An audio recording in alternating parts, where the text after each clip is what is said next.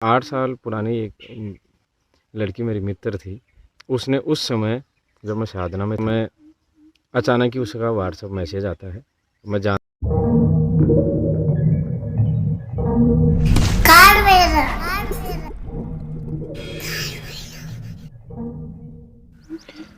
प्रणाम गुरुदेव। आप सभी को जय श्री कालभैरव। आज मैं एक मेरी बहुत ही सौम्य साधना का अनुभव गुरुदेव आपको शेयर करना चाह रहा हूँ। जब आपने अप्सरा साधना से संबंधित वीडियो डाला था तो उस वीडियो को देखने के बाद में मेरे मन में काफ़ी इच्छा थी इस साधना को करने के लिए। इसके लिए मैंने आपसे संपर्क किया था व्हाट्सएप के माध्यम से। तो आपने मेरी इच्छा का मान रखते हुए इस साधना को करने के लिए आश्रम आने के लिए बोला था। जैसे ही आपका यह संदेश मुझे प्राप्त हुआ था व्हाट्सएप के माध्यम से ही, तो मैं तुरंत ही घर से आश्रम के लिए रवाना हो गया था। और इतना रोमांच था मेरे मन में इस साधना को करने के लिए, मैंने सारे काम छोड़कर आश्रम आने का फैसला किया था। जब मैं आश्रम आया और आप के चरणों में गुरु चरण वंदना करी, उसी समय आपने मुझे बताया था कि इसके लिए कुछ सामग्री की आवश्यकता होती है, जो कि आपको आश्रम के जो मेरे गुरु भाई हैं उनसे आपको व्यवस्था हो जाएगी। आप उनके साथ इसका प्रबंध कर लीजिए। 2 दिन का आपने समय दिया था गुरुदेव उस समय। तो मैंने उसी दिन शाम को आपके आदेश के अनुसार इस सामग्री की व्यवस्था कर ली थी।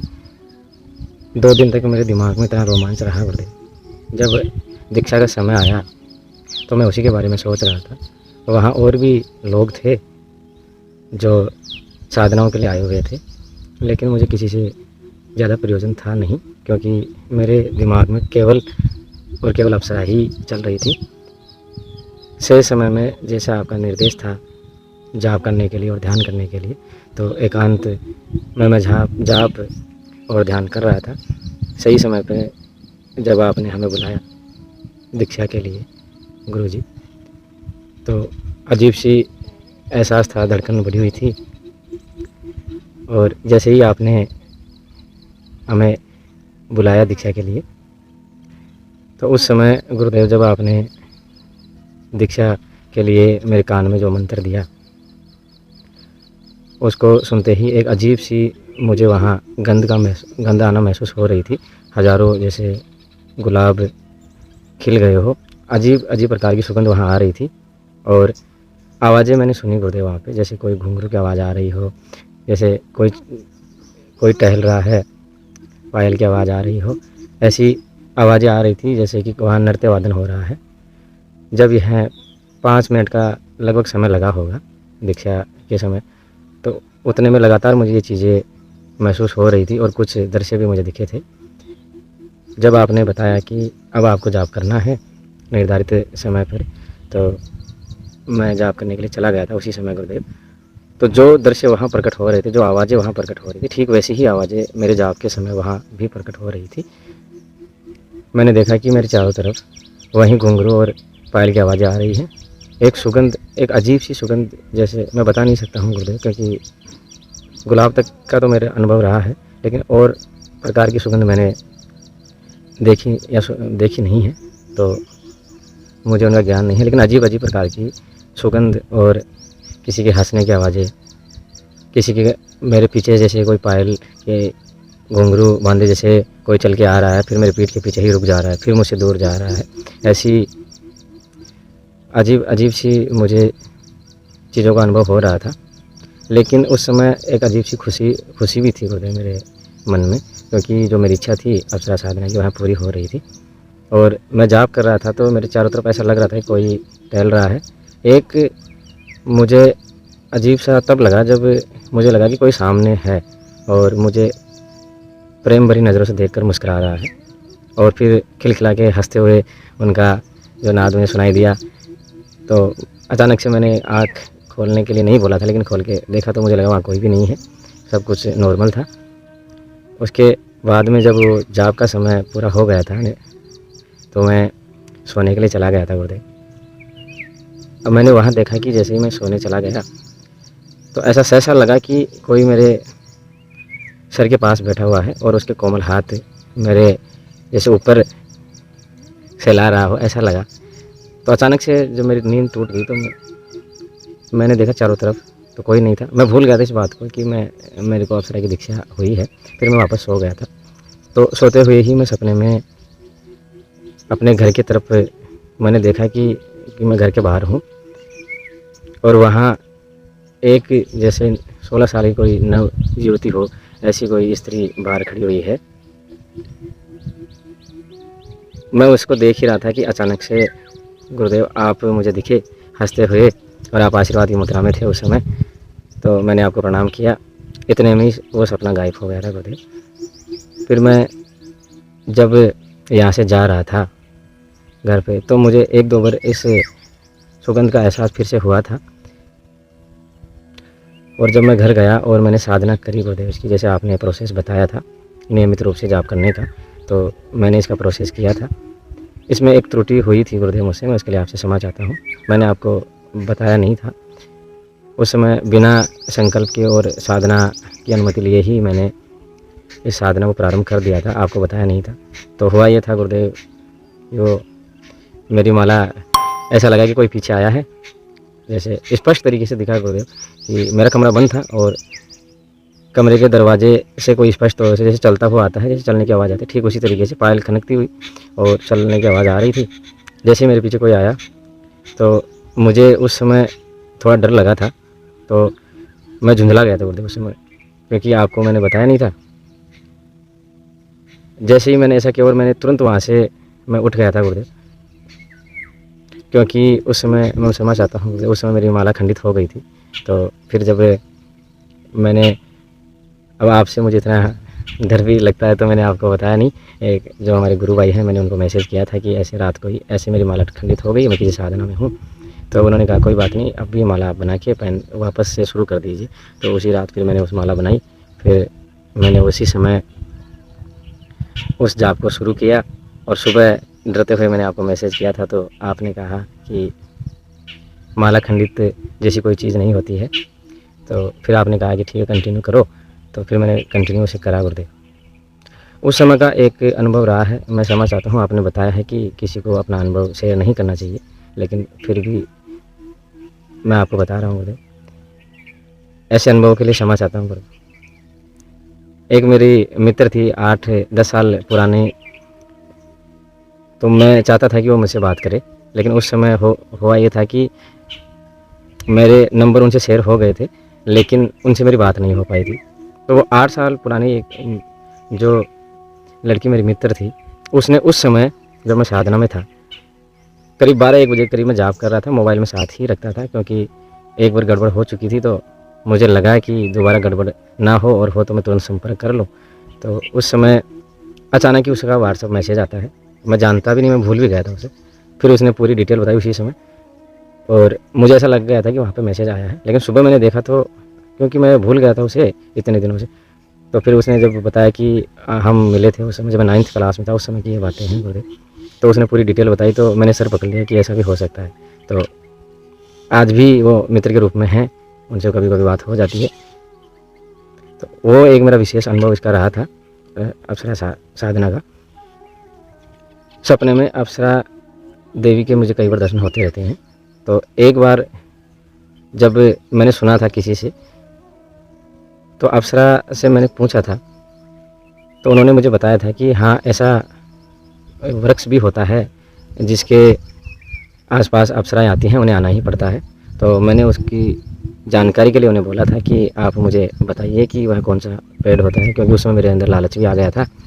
तो उन्होंने कहा था कि अभी तुम पात्र नहीं हो, समय आने पर आपको बता दिया जाएगा। लेकिन फिर उन्होंने अपनी नाजुकता के कारण और प्रेम के कारण उन्होंने बताया था कि वह दक्षिण भारत की तरफ पाया जाता है। तो फिर मैंने उनकी तरफ ज़्यादा गौर किया नहीं इस चीज़ को, लेकिन यह अनुभव मुझे बार बार और निरंतर बने रहते हैं। अब भी कभी कभी मुझे महसूस होता रहता है जैसे कि सुगंध कहीं से आ रही है, जैसे कि कोई अकेला हूँ तो अचानक से जैसे खनक आ रही है, जैसे नृत्य की ध्वनि जो होती है गुरुदेव, मैं कई बार मुझको महसूस करता हूँ। एक तरीके से कहूँ तो गुरुदेव, पहले मैं काफ़ी ज़्यादा टेंशन में रहता था। अप्सरा साधना करने के बाद में यह मेरे जीवन की सबसे महत्वपूर्ण साधनाओं में से एक है। उसके बाद में मैं काफ़ी ज़्यादा स्ट्रेस फ्री रहने लग गया हूँ। घर परिवार की मुझे इतनी टेंशन रहती थी, अब मैं कहीं भी रहता हूँ तो घर परिवार की मुझे कोई टेंशन रहती नहीं है, क्योंकि एक अलग ही मस्ती उनके कारण मेरे मन में रहती है। अप्सरा देवी जी ने, यह बताने वाली शायद बात है या नहीं मुझे पता नहीं, लेकिन बताना चाहता हूँ गुरुदेव। मैंने पूछा था कि कैसे अगर कोई आपसे बात छुपा रहा है, विशेषकर मैंने स्त्री के लिए पूछा था, तो उसको कैसे उन बातों को जाना जा सकता है। तो उन्होंने बताया था, उन्होंने एक गुप्त विधान था जो मुझे बताया था गुरुदेव। तो उन्होंने कहा था कि इस तरीके से अगर आप करते हो तो वो जो स्त्री है वह ना चाहते हुए भी आपको रोते हुए अपने दिल की बात बता देगी, उसके ना चाहने पर भी। तो ऐसा उन्होंने एक विधान भी मुझे बताया था, लेकिन क्योंकि गुरु आज्ञा नहीं है तो मैं यहाँ उसे शेयर नहीं करूँगा। उसके बाद में मेरे व्यवहार में इतना परिवर्तन आ गया था, अट्रैक्शन इतना बढ़ गया था गुरुदेव, अब भी लोग मुझे संपर्क करना चाहते हैं। और वो जो लोग जिन्होंने कभी मुझे गाली निकाली थी, आज वो भी मुझसे संपर्क करना चाह रहे हैं। मैंने देखा है उन्हें, वो अब भी अब सामान्य भाषा में ऐसे कहते हैं कि हम तो आप तुम्हारे भाई ही हैं, हमसे क्या दुश्मनी है, ऐसी बातें वो करते हैं गुरुदेव। लेकिन मेरा अनुभव उनसे काफ़ी कड़वा रहा है, तो मैं उनसे दूरी बना के रखता हूँ। और एक अलग ही मस्ती है, तो मैं ज़्यादातर एकांत में ही रहना पसंद करता हूँ। ऐसा मेरा अनुभव रहा है। और भी अजीब से अनुभव रहते हैं। जैसे एक समय मैंने अप्सरा देवी से पूछा था, जो मदार का पौधा होता है उससे भी अप्सरा से संबंधित तंत्र का कुछ विशेष होता है। तो उन्होंने कुछ बताया था कि उसकी माला से कुछ, लेकिन मैं यहाँ नहीं बताना चाहता क्योंकि गुरु आज्ञा नहीं है, और गुरु आज्ञा नहीं होने के कारण मैं नहीं बताना चाहता हूँ, मुझे माफ़ करें। ऐसा मेरा विशिष्ट अनुभव रहा है। और भी मेरे अनुभव उनके साथ रहे हैं, लेकिन कुछ अनुभव ऐसे हैं जिनके बारे में यहाँ बताना ज़रूरी था, तो मैंने आपको बताया है। कई बार मैंने ये भी देखा है, इसके लिए मैं क्षमा चाहूँगा गुरुदेव, कि जैसे मैं सफ़र में होता हूँ तो मैंने एक बार देखा था कि ऐसे ही मैं किसी एक सुंदर सी स्त्री आ रही थी, तो मेरी उससे आँख मिल गई थी। तो मैंने देखा कि कुछ समय बाद में ही वह मेरे से वार्तालाप करने के लिए ही संपर्क करना शुरू कर दिया था। और उन्होंने बताया कि वह दिल्ली पुलिस में है, और उन्होंने अपने नंबर भी दिए थे, लेकिन मुझे उसकी ज़रूरत नहीं थी क्योंकि मैं गुरु आज्ञा के अनुसार किन्हीं विशेष साधनाओं में आगे बढ़ना चाह रहा था। तो मैंने इस चीज़ का ज़्यादा फैलाव करना उचित नहीं समझा, और ज़्यादातर मैं मौन ही रहता हूँ, इसलिए क्योंकि अप्सरा देवी के कारण मैंने कई चीज़ों को महसूस किया है। एक छोटा सा अनुभव मेरा आश्रम का भी रहा है। मैंने किसी को कुछ कह दिया था, तो उस समय अप्सरा देवी ने उस व्यक्ति की आईडी को भी ब्लॉक कर दिया था, उसकी सोशल आईडी। इसके लिए मैं उनसे भी क्षमा चाहता हूँ। और थोड़े दिनों बाद में जब फिर से मैंने उनसे विनती की तो उनको उसका पासवर्ड भी याद आ गया था। अब ऐसे मेरे कई छोटे मोटे अनुभव रहे हैं, लेकिन विशेष अनुभव ये रहा कि वह हमें खुशी प्रदान करती है, मन में एक आनंद सा बना रहता है, और किसी व्यक्ति की ज़्यादा टेंशन होती नहीं है। इसी के साथ मैं अपना ये जो अनुभव है उसे समापन करना चाहता हूँ। गुरुदेव, जो भी मुझसे त्रुटि हुई है मैं उसके लिए क्षमा चाहता हूँ आपसे।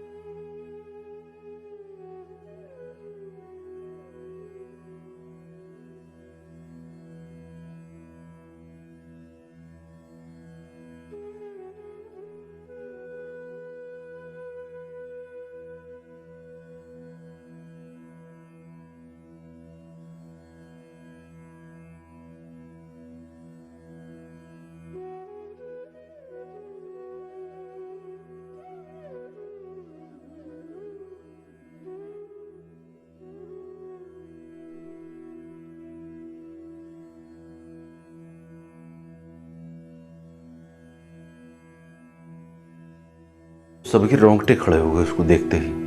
उसका एक प्रयोग है मंत्र के साथ, वो जब मैं साधकों को देता हूँ तो उस मंत्र के साथ प्रयोग भी बताता हूँ कि आप उस दंड को पकड़ के, जैसे भैरव दंड है, उस दंड को पकड़ के ऐसे 3 बार उस मंत्र का उच्चारण करके अगर आपने 3 बार उस स्थान पर ठोक दिया तो समझ लीजिए 20, 50, 100 किलोमीटर दूर तक उसके उच्चारण से और उस ठोक से पड़ने वाली चोट उस धरती के भीतर ही नहीं, ऊपर के भी शक्तियों को सफाई कर देती है। To talk to Gurudev Ji, open Google Play Store. Now search Call Me for application and download it. Now register your profile and recharge it. Now search for Shri Taramani Ji and directly talk to Gurudev Ji and solve your problem.